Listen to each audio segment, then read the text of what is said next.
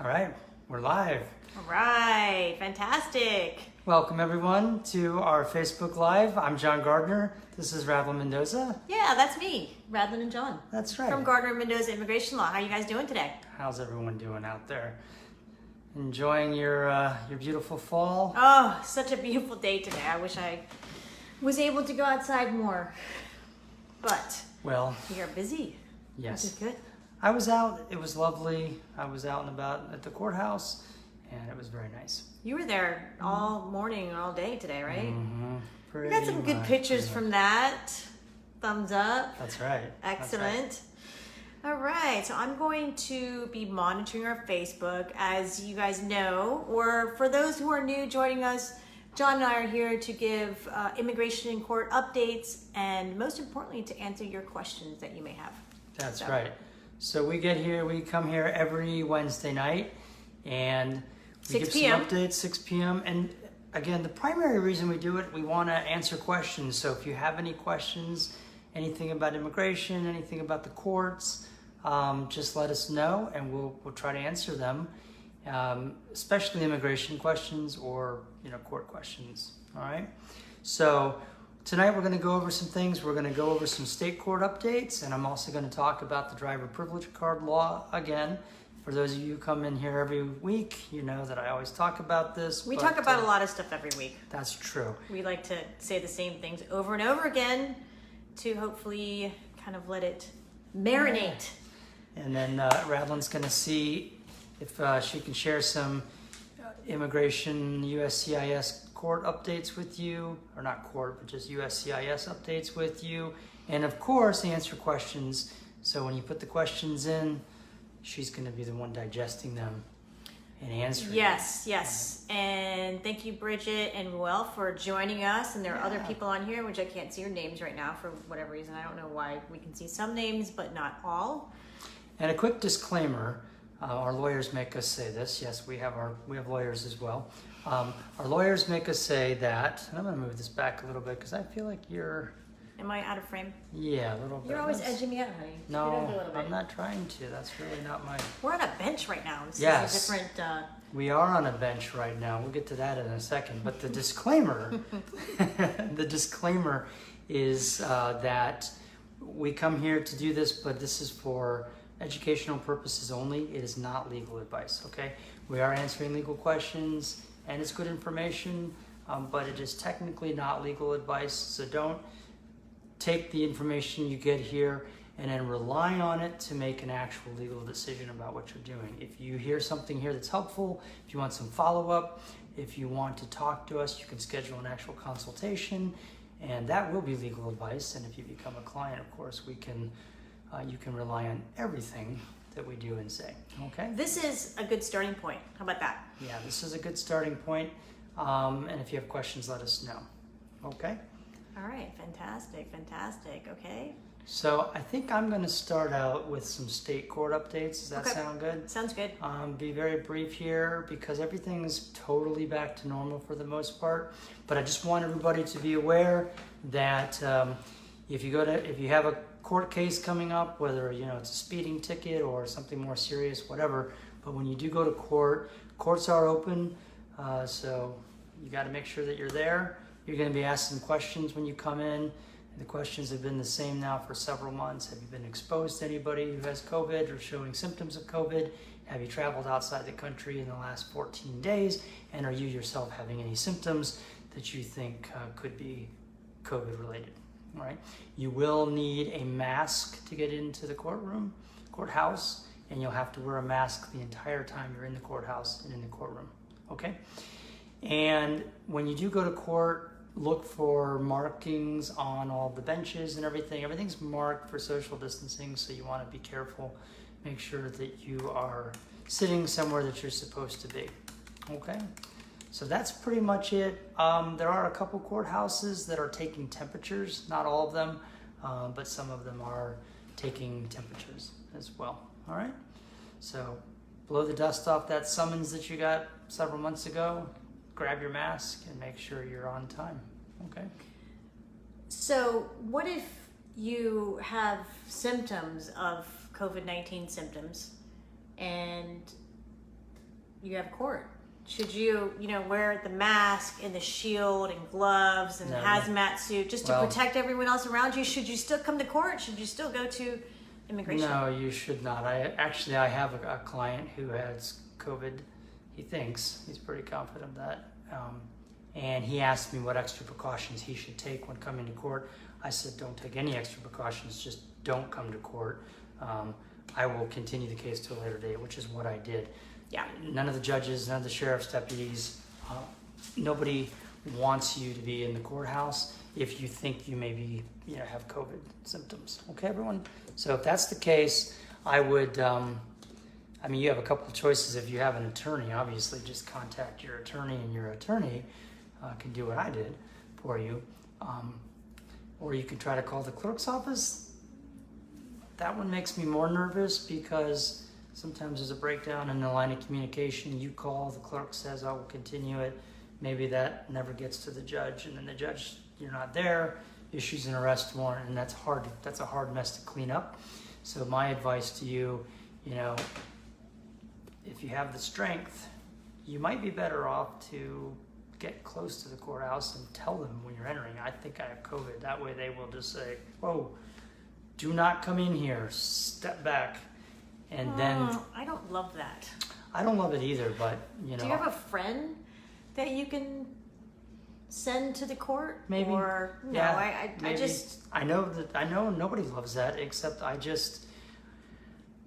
this is not a knock on the clerk's offices at all. They do a great job for the most part, but I just have seen arrest warrants issued mistakenly in several different occasions, and it's a really, I don't want to say heartbreaking because it's not like having a deadly illness or something, but it is kind of heartbreaking in the sense that when they say to me, oh, it was a mistake, I was there, I was in the wrong courtroom, or I tried to tell, whatever it is. And they say, oh, what can I do about it now? And the answer is, once there's an arrest warrant that's out, there's nothing you can do about it except go turn yourself in, be processed, bond back out, or get released without a bond, and then go back to your court date. I have a lot of clients who that's not something that appeals to them at all. So, yeah, for sure. Maybe you could have a family member or somebody go and say, hey, he's sick. I've got his number. We can call him if you need him here. But, start with the clerk. But I'm a belt and suspenders kind of guy when it comes to that, okay? Call the clerk, ask for the continuance, still send a relative there, and Yeah, okay. for sure. And the same with the USCIS. If you're sick, your interview notice is going to give you a number to call if you're sick and you can't come to your interview. So don't come, of course, if you are, and inform. If you have an attorney, your attorney can get in touch with your local immigration office. Usually, a day before, we send a fax. Interestingly enough, that's the way you get information to our USCIS office if you can't get to an interview or whatever. We fax that in. But anyhow, we've got a couple of questions. Yeah, let me just one last note on that. Yeah. If it's not like the day before or the day of, if it's like a week in advance and you have the situation, then I feel better about you going to the clerk's office. Calling the clerk's office, telling them that you're sick, and they might say, okay, well, we can put it on a different trial date for you, and they'll give you the new date. Then you have a couple of days, and you can go to the court website to check to see whether it's been updated. If the court website has you updated with a new trial date, then you're fine. Then you don't have to worry about it. It's just that morning of situation where you call and you say, look, I'm sick, I'm not going to be there. And they say, oh, okay, well, we'll try to get a note into the judge. It's tough. That makes me nervous. Okay, for my clients. All right. For anyone. Yeah.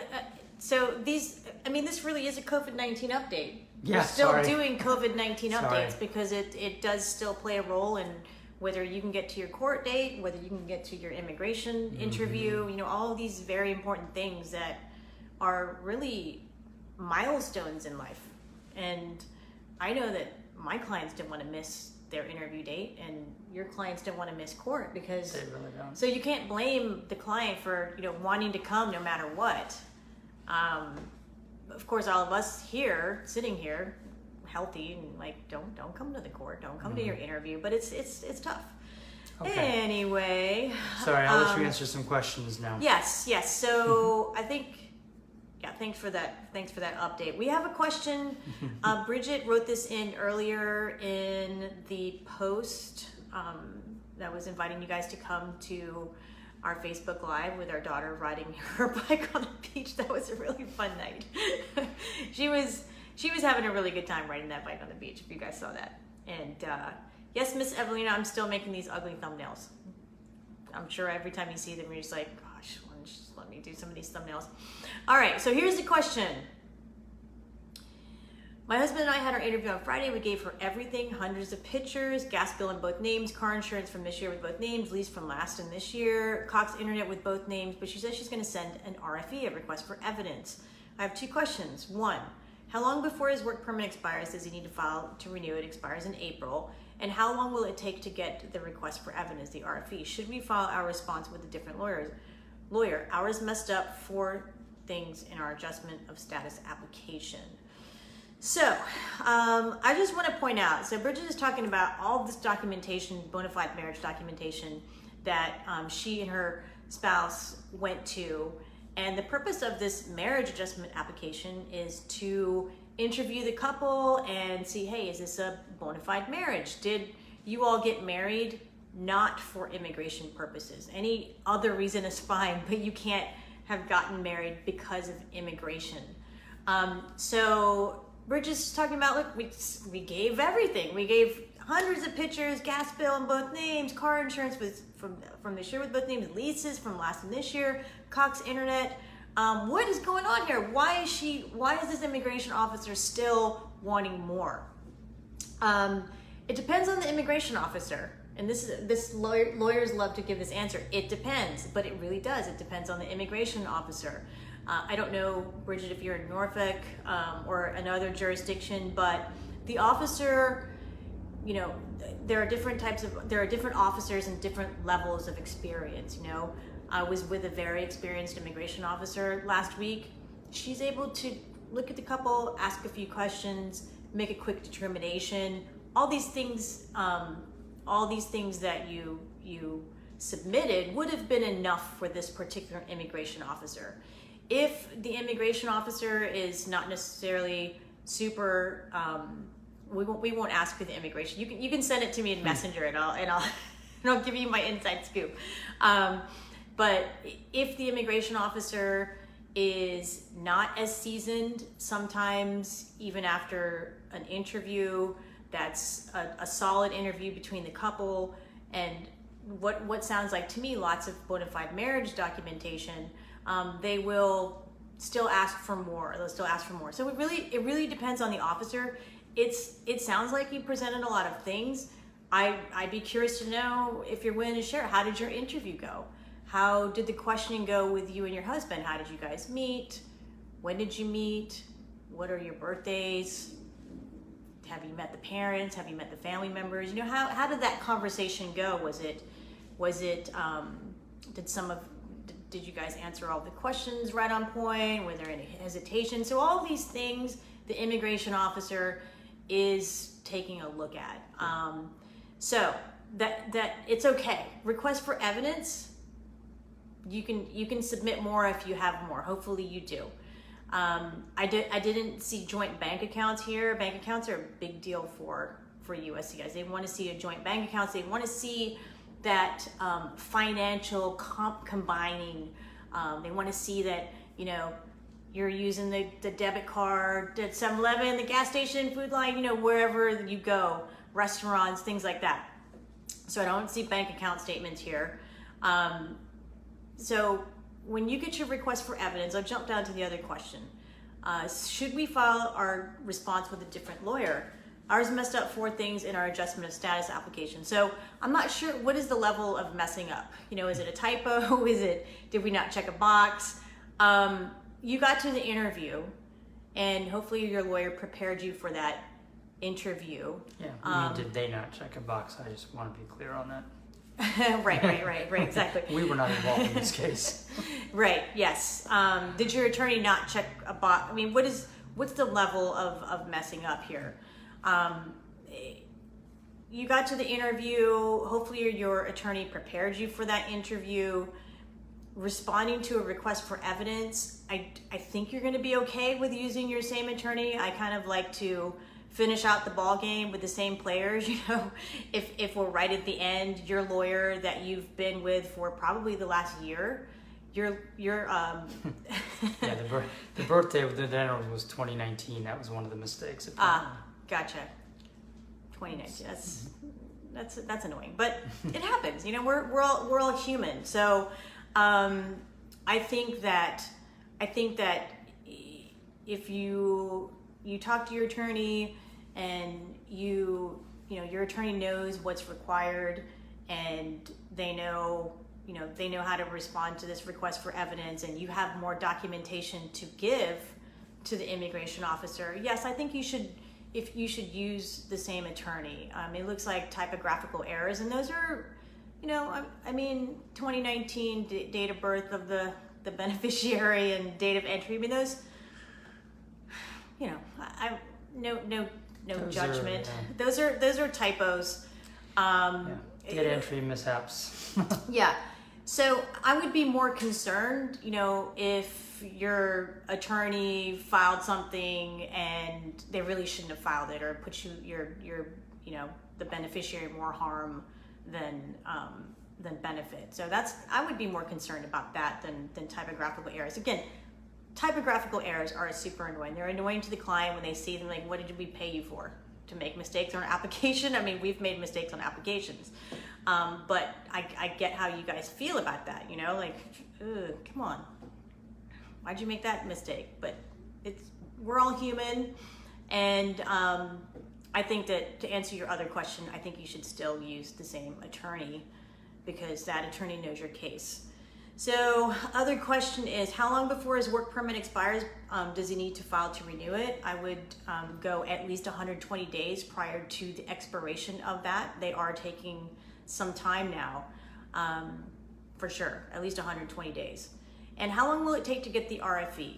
So it takes about a week to 2 weeks for the immigration officer to submit the RFE to your attorney, and you should be getting a copy as well. I think I answered all of your questions. Bridget, are we good? You can give us a thumbs up if we answered that question sufficiently, and if you don't have any other questions, or if you want to add something in, please type it into the comments. But we really appreciate the question. And while you're answering that, another question came in. I don't see it showing up here though, which is odd. Okay, right. Bridget's good. Sweet. I love that. Yes. I know the comments are weird. They kind of go, they scroll. Sometimes we see them, sometimes we don't. Okay. Yeah, there was a question that came in while you were answering that. I apologize. Whoever posted that question, can you hit send again? What was it about? It went by very quickly because other stuff was coming up here. Okay. I'm sorry about that. So that's all right. I was even going to write it down, but it just popped right off the screen. We don't have any paper. Okay. So Harshan says, if we show joint investment property abroad, are they still valid in USA for proof that someone is married? Absolutely. Absolutely. Any joint property, no matter where it is in the world, you absolutely can. That's great. Right. Okay. Jing says, my husband, that's my nickname too. Jing is my nickname, my childhood nickname. My husband and I are in the process of getting divorced. We've been married for over 9 years. We just decided to really take this route lately. We have tried to work things out, but obviously our marriage cannot be saved. I'm sorry to hear that. That's sad.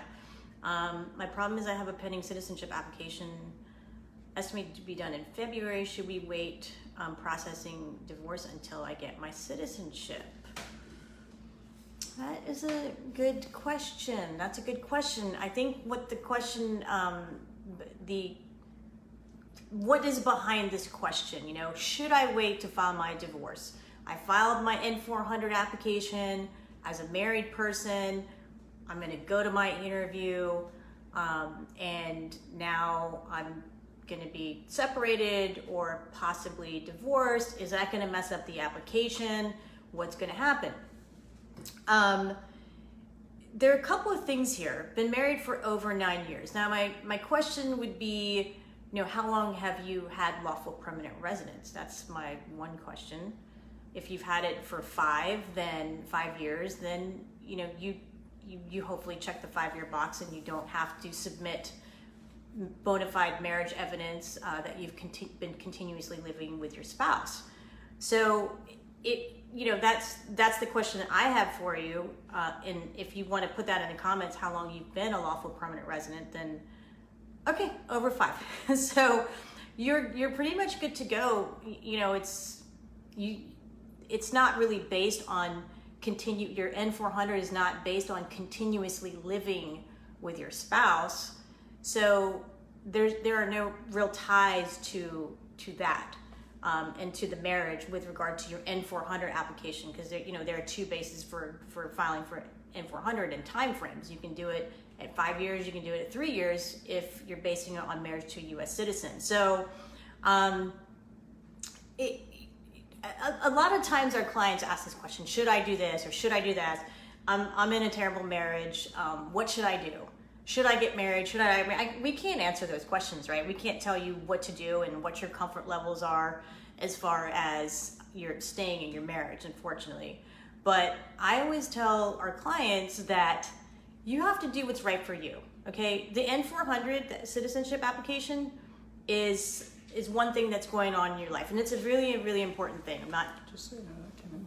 Yeah, applications based on marriage to U.S. citizens. So did you check? Maybe you check the 3-year box. If you check the 3-year box, you can go to your interview and you can check the 5-year box if you've been a lawful permanent. You can change it at the start of the interview. But to be in this marriage, so it's October, November, December, January, February. You're probably not gonna have a finalized divorce by February if that's when you think your interview is going to be. So there's no real. I don't like to say, hey, stay in the marriage because of citizenship. I mean, that's the wrong advice. That's the wrong advice. So I think that if you all have tried to work things out and your marriage is dissolving, and it's dissolving, for the reasons that you and your husband are aware of, and it's you've been a lawful permanent resident for 5 years. Again, there's nothing tying you to that N400 application with regard to your marriage if you've checked the 5-year box. If you didn't check the 5-year box at the outset of that interview, you can check it. So it's not a trick. It's just something that there's a changed circumstance and you're basing it on something different. So sometimes people would check that, this is a little side note, but sometimes, if a person has gotten their lawful permanent resident status through marriage, and say they've been married for 9 years like this person, they've been a lawful permanent resident for 7, you don't have to check the 3-year box. You can check the 5-year box. And you don't have to bring any documents to that interview. Cannot edit before the interview. You have to edit at the time of the interview. Okay. Hopefully I've answered that question. And if not, if you need further clarification, just let us know in the comments and I'll Right. Thank you guys for the question. Yeah, I'm super excited. So we had a couple that came in here. Let's take this one first because this may be a little bit shorter. Somebody says that they're high risk as a breast cancer survivor and they don't go anywhere other than to get their treatment shot once a month. If the numbers are still high when the interview date comes, is my only option to go in person? And if so, what safety precautions are they taking for high risk individuals? Yeah. So Ms. Evelina, thank you so much for that question and sharing, and telling us your story about where you stand with regard to COVID-19. I mean, yeah. John and I always say there are different people out there with different levels of how they feel about COVID-19. We're in the middle. We're probably in the middle. John and I are. But there are other people based on their health, like you, that you're super high, or maybe being super careful for good reason. Right, exactly. Or maybe you have a family member who's at high risk. So I will have to say right now they're not doing virtual interviews. I mean, that's something that we are going to bring up at our meeting with the field office director in November, whether there are any other options. Because yes, you're right. We have someone in the comments, Bridget, who said that their officer was not wearing a mask for an hour and a half. Whoa, that was a long interview. So maybe they got split up. I don't know. That's a pretty long interview. Not wearing a mask for an hour and a half. I mean, that's terrifying for some people. You know, you're in a very small room, and there is not 6 feet of social distancing. There is a plastic divider, but it's open on both sides. So right now, Miss Eveline, there's no option for virtual. What are they doing to keep things safe? I mean, I've seen it as well, where people are not wearing the mask properly. Just an hour and a half interview. That's a really long interview. Anyway, so we'll just have to cross that bridge when we get there with regard to the interview, and see how you feel, see what your comfort level is. I mean, you're basically really trying to protect yourself and be careful. And no, I'm not going to say you're going to feel comfortable. I think that when you go into the immigration office in Norfolk, when you see, applicants who are like you, who are applying, and customers, and they're not wearing their mask properly, it's me, you, and the immigration officer in the office, not 6 feet socially distanced. Maybe we have an officer that's not wearing her mask the whole time and wearing it underneath her nose. So I think that, because of your high risk status, I think you might feel a little uneasy, to tell you the truth. But we will ask that question in November and get back to you. All right. But it's a really, really good and valid question, and it really just brings to light how everyone has their different experience and different feelings about COVID-19, and we have to respect that. We have to respect everyone's views on it, because we don't know what's going on behind them, right? Absolutely. Okay, so now that other question, while you were answering that one, has disappeared again. Is there any way to get back to it? No, thank you for the questions. We're going to have to figure out a different system and a different way to I apologize to fill these again. I questions. wanted to take the one because I thought it'd be faster, which it was. But while it was being answered, that question has now gone into the gone into the world of Yes. I'm sorry. Please post that other longer Do you know who posted question. It just moved so quickly. I mean, if you could just post it one more time. Sorry about that. And while you're working on that, I'll just shift gears for a minute to and I will look. Right. And pardon the pun of shifting gears, because I'm going to talk about driving. The driver privilege card, this is getting out of the immigration realm for just a moment. I want to remind everyone again that in January, the driver privilege card law will be going into effect. This will allow you to get a driving privilege card to drive lawfully in Virginia. And all you'll have to show is that you had income in Virginia in the prior year that you reported on a tax return, that you have insurance, and that you can pass the driving test. There are no questions about your immigration status to get this card, okay?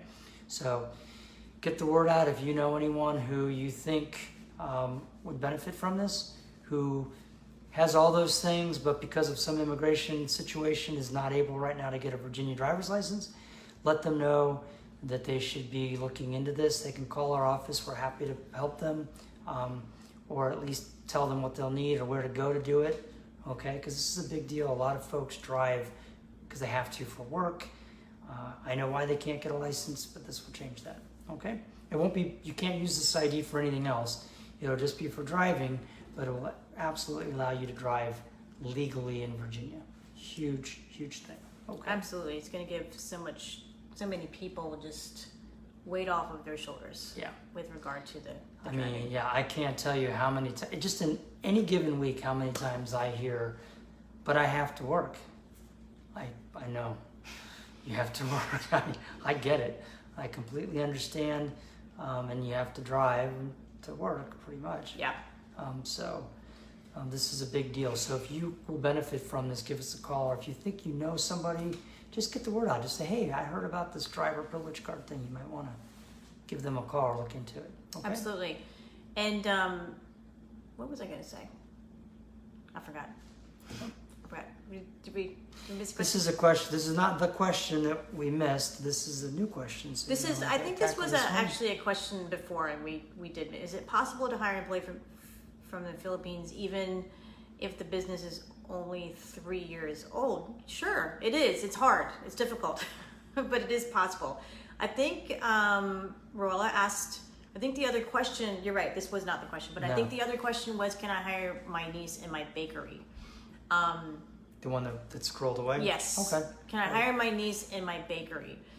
So this is quite a lengthy answer, and it really requires a strategy session. You know, what experience does your niece have in baking? Is she going to be an employee, or is she going to be an investor in the business? There are just some issues when a family member is getting hired and they're through the labor certification process, so that could pose a problem in the future if that were to present itself, and it would, because we'd have to let them know that you're related. So it does require a little bit of analysis. I don't want to specifically answer that question because the answer is maybe, and it depends on your niece's experience. It depends on whether she's an investor. It depends on whether you're willing to go through the labor certification process of advertising this position to U.S. willing workers. It also depends on the position. Is she coming in as a baker, cashier? What are we doing? So would need a little bit more information. And even though the business is only 3 years old, assuming this is the same business, bakery, then even if it is just 3 years old, it is possible, but it really depends on, again, the revenue of the business and what process that we're following. Okay. Well, this is a question. I think this might have been it as well. And this we can completely answer. Okay. Mr. Kumar, nice to see you. Great, thank you for joining. So this is a great question, because this is going to also apply to a lot of folks who may have a similar question. Absolutely. And it looks like the sun is setting on us. The sun, yeah, Should we? No, we're good. There's still plenty of light. We were trying to mix it up with our background and everything, and we're sitting in front of this painting. It's not the original, of course. It's a print. No, not the original. But, yeah. Tell them a little bit about the painting, Emily. Read this. Okay, while you're reading this question, yeah, just very very briefly, this painting behind us, some of you may recognize this. So my whole life growing up, this is a reproduction of it, but this reproduction was hanging over the fireplace in my grandparents' house. And my grandmother, her mother was Mexican, so she was half Mexican. And this is a painting by Jose Orozco. Some of you may know it's the Zapatistas, and it's a painting from 1931. This was part of the big Mexican muralist movement that was going on at that time. Interestingly, Orozco was living in the United States, not Mexico, when this was painted. And if you want to see the original and not just this reproduction here, it is at the Museum of Modern Art in New York, the MoMA. Yes, my maybe favorite after hoodie. COVID clears up a little more, if you want to fly up to Manhattan, you can go to the MoMA Did we see it? the original. Yes, we've seen the original, yeah, when we were in law school. Huh. Mm-hmm. Okay. Yes. We were just recently at the MoMA. I mean, not recently, but a couple years ago. But that's right. So there was don't remember. A lot of murals involving I'm going to turn this light on. involving the Mexican Revolution, and the most of the paintings. I don't want to bore everyone. You can come here for a history lesson on art. Yes, history. Is that good?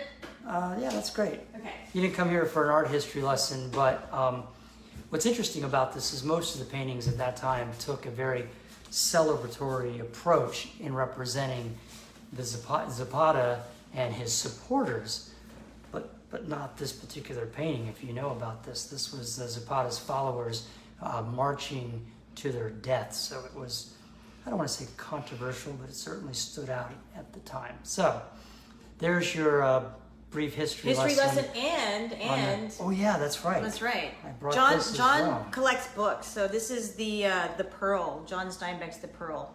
Yeah, and one more interesting little tidbit here before we get back to the exciting immigration questions and answers. Jose Clemente Orozco, the painter who painted this, in 1947, he also did the illustrations for The Pearl by John Steinbeck, which I'm sure all of you have heard of. So, there's the art history and literary history lesson of the week. Day. We're not going to make this a weekly thing. No. Don't panic. I'd rather Okay? have food as a weekly thing. That would be better. Be better. Oh, look, but somebody says Museum of Modern Art will be on my bucket list. I have a There you go. hoodie. See? It says MoMA on the Yes. yeah. There's a Anyway. lot of super cool stuff there. Okay. Very nice. Very nice. Anyway, Okay. and when my grandmother, by the way, when my grandmother died, she was very old, but when she did die, I took this from the mantle above the fireplace and brought it home. So. Yeah, I was. Sometimes John's aunt is frequently on our Facebook Live, and I was like, does Aunt Jill know you have this painting? She's not here. She's probably been wondering what happened to the She's not here. So what this happened is to the good. Zapatistas? She probably doesn't know anything about it. She doesn't know the Zapatistas are marching to their death here in our home now. Okay. G2 had a question. It blipped away, but the question is, we're here in Virginia, the lovely Commonwealth of Virginia. He's in LA. How is it going to work? Are you going to be able to take care of us? We're on the West Coast, you're on the East Coast. How is your law firm going to be able to represent us? Such a great question, because it just gives us the opportunity to talk about how we represent people from all over the world. And we do, especially now during COVID-19. More and more people are just open to representation when the attorney and the client, they're not necessarily in the same geographical location. That's absolutely true with immigration, by the way. I mean, we have clients all over the world right now. They're in Spain, they're in the Philippines, they're in Bahrain, they're in Europe. I mean, so we are able to communicate. We communicate. We spoke, but we're able to communicate through whatever platform is comfortable. We add it to ours just to make it easy. And the other day, Zoom wasn't working for a client, and I just called her on my cell phone, and we just did FaceTime. So we really try to accommodate our clients. And with regard to documents exchange, we're currently still virtual. And sometimes people say, our colleagues, and it's like, hey, Radlin, our law office is open. How come you guys aren't open? And John and I, we've thought about this, and we've really, have had conversation about when we're going to open our office. And the bottom line is, I think we both concluded that, if someone in our office, one of our attorneys gets sick, or if we get sick, or if one of our team members gets sick, we're going to be useless to you guys, right? And this is just taking the extra added precaution of being able to just help and be healthy, and also the comfort level with some of our clients as well as some of our team members. And so we're still virtual. But going back to the question, we're just able to, Mm-hmm. and we've been doing it for. So this is, and I know we've mentioned this for a few weeks now, but this is our 20th year in business. I can't believe it. We can easily represent anyone, anywhere in the world. Yes. And we do it all the time. Right. So. And one of the things that we really try to do, and admittedly, sometimes we fail. Like sometimes we don't do it. And if we don't, then it gets corrected immediately. But one of the things that we really try to do is to give our clients updates, even if it's no update. If it's still waiting, we really try to give our clients updates, and we do pride ourselves in that. But everyone's virtual now, and we've always done it, and we're doing it even more now because of COVID-19. So hopefully that answers your question and gives you confidence in our ability to represent you, even though you're on the East Coast. I mean, the West Coast, and we're on the East Coast. I can always visit too. That's Go to right. That's LA. right. We have clients in LA. Maybe I'll have you call them. All right. Do we have any other questions come up? I don't think so. I just wanted to add one tidbit again. For our non-Mexican clients out there and non-Mexican viewers, I was talking about the painting in Zapata. You may not know that he was a revolutionary peasant leader. That's who Zapata was. He lived from 1879 to 1919. So our Mexican clients, I'm sure, know that, but maybe not everyone. So. Oh, look, and Miss Evelyn's giving us a hat tip here. She said, I had a Zoom consultation with them. It was awesome. And then in the midst of COVID, I felt safe. I've had a terrific experience so far. They've made my process so much easier. Thank you so much. Yes. We really, really do appreciate Right. that. Thank you for that. So there you have it. There you have it. There you have it. Proof And from someone who knows. Right, and we have never met in person. So hopefully we will, and hopefully when the interview comes up, it's going to be, the numbers are going to be good. As in, yeah, safer. All right. All right, I don't think we... Well, if we don't have any more questions, and maybe everybody's ready To go have... to march off to dinner. I want to just scroll our outline here real quick just to make sure that... And while you're doing that, just to make sure we know it's cut off. That's the whole painting right there. You can see it. Right, that's not a lot of happiness there. Nope. At all. Not at all. This used to be in our conference room, and we thought maybe it was a little too depressing. So we brought it home. Anyway, we're actually in our stairwell right now. Yeah. I don't know if there's an echo here, but we're in the stairwell. All right. Anyway, Miss Evelyn, I really, really appreciate that. Yeah, That means a absolutely. lot to us. And again, if there's a time when you don't feel that way, then please reach out to us. Yeah, we take a lot of pride in being able to, set up things through phone, Zoom calls. Everything can be, signed through DocuSign. We have a lot of clients that everything is all done remotely, and it's not a problem at all. Right. Absolutely. All right. Okay, well, these are updates that I've been giving week in and week out, so I think that we'll let them go. Okay. You guys don't have to listen to us any longer. Yep. Until next Wednesday. Until next Wednesday. Until okay? next Wednesday, but we really appreciate you guys. Again, if you have any questions, you can shoot us an email at info@gmlaw.net, and always through Messenger, which seems to be the easiest way for you guys to reach us since you're already on Facebook. But we had a lot of people tonight. We had a lot of wonderful questions that helped everyone who was watching. So we really, really do appreciate Yeah, that. thanks for joining us. And thanks for letting me share my story about the painting. It means a lot to me. It's a special piece.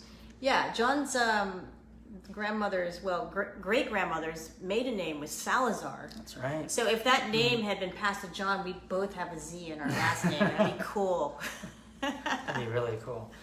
Thank you, Auntie Emma. So Filipinos call everyone auntie and uncle, even if they're not blood related. But Auntie Emma I've known since I was a child, doing the cash register and bagging up her groceries. So she gives me, she says great lawyer. I think she's a little biased though. Yeah. All right, we better sign off before my aunt realizes that I have the Zapatistas. Yeah, that would 'cause be- she's probably been looking No for it. bueno. We're just kidding. Okay, everyone. All well, right. have a great night. If you have any questions, shoot an Put in email the comment. to us. We do call us. monitor after the Yep, put Facebook them in the Live. comments. We continue looking at them. And even if it's not about criminal or traffic law, or it's not about immigration law, or Mexican painters, that's fine. Still reach out to us, and we'll see if we can find an answer for you, or see if we can at least point you in the right direction. Yeah, like Okay? Mike. We could refer you to Mike. He's That's watching. right. That's right. Hey, Mike, how's it going, buddy? Okay, everyone. Two have a thumbs great up, night. guys. 2 thumbs up. We'll see you here next. Thank you so much. Next Wednesday. Y'all are awesome Take and care. amazing. Bye-bye. Stay healthy.